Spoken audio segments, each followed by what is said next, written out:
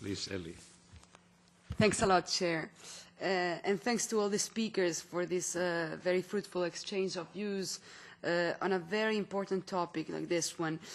Let me start by saying, yeah, it's been a while now from the communication Collect More and Spend Better. It's good to have this kind of exchange on the follow-up. I have a couple of questions on the specific points. For example, the first one would be, you mentioned the spillover effects of our tax policies on developing countries. There are many.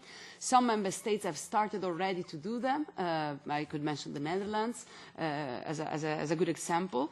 We were asking in that resolution to have those kind of spillover effects analysis at the European level, and to the Commission to do such spillover effect analysis, and also to push the member states to follow the example of the Netherlands. So my first question would be, at what point are we on that issue in particular? Another very important point is how to avoid that the trade agreements in a way create bias and contribute to an unfair distribution of taxing rights between resident countries and source countries. So another point would be, is the Commission doing actually something to invite the Member States to review this kind of trade agreements that contribute to have negative impacts on developing countries? Another question would be, for example, another request that we were making with this Parliament 2 years ago, is to support the transformation of the UN Taxation Committee into a genuine intergovernmental body, so that finally developing countries would be able to participate to the discussion on the global tax reform on an equal footing. This is obviously very important in order to have effective reforms that everybody has ownership on and can implement effectively.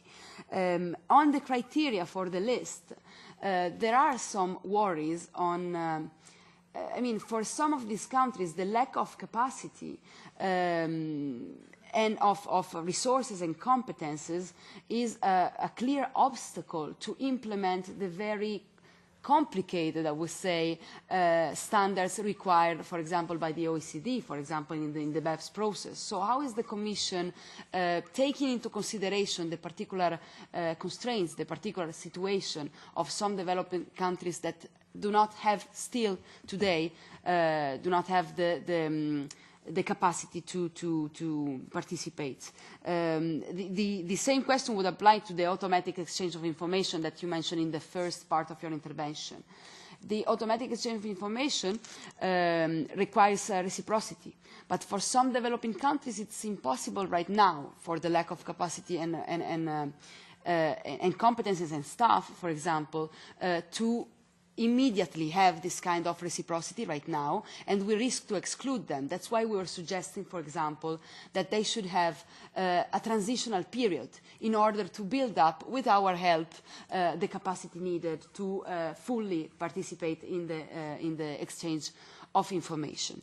Good news that there are some improvements in the financial and technical assistance to developing countries. My question would be, very practical, if you know how much in percentage of the ODA is going to technical and financial assistance right now, because the percentage was very low. If I remember correctly, in 2011 was less than 1%. And one last question would be, if I'm not forgetting anything, one last question would be on the Addis initiative. If you mentioned that the Commission is actually supporting the Addis tax initiative, if you can be more specific on how it is supporting it, what kind of concrete actions are being taken right now, and what kind of support, also economic, financial support to the initiative is coming from the Commission side. Last point, we approved recently, before the summer break, a very important instrument on the proposal of the Commission, country-by-country reporting. I always insisted that it's crucial to have public disclosure of this kind of information also for countries outside the European Union, because some of these countries would not have the political strength to obtain this kind of information from multinational companies.